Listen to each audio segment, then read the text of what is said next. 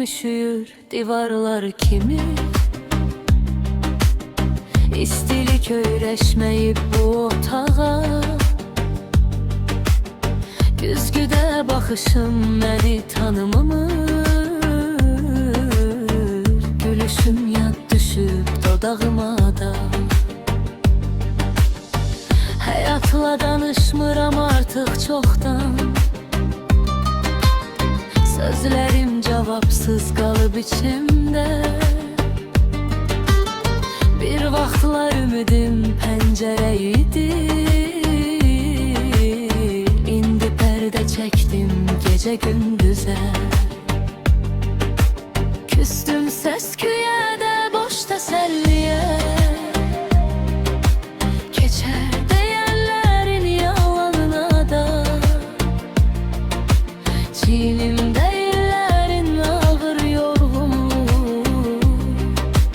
Yolum qısalıb öz xəyallarıma. Tənha deyilənmi sual vermirəm. Cavablar qorxurdur məni bilirsən.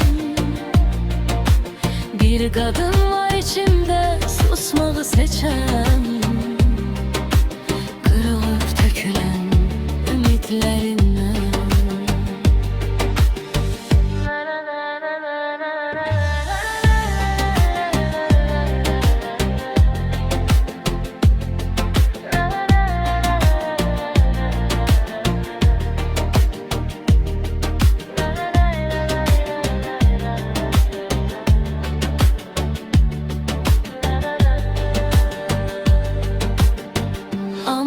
Gecelerde bir ışık kalır. Sönmür gizlenir yüreğin derin. Hayattan küssem de özüme yok hele. Belki sabah yine beni çağırar gün.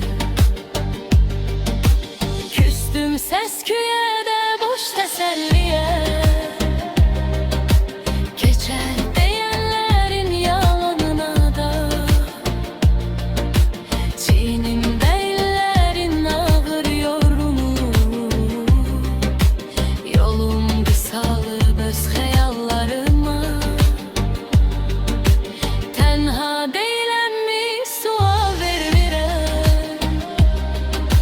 cevablar qorxudur məni bilirsən.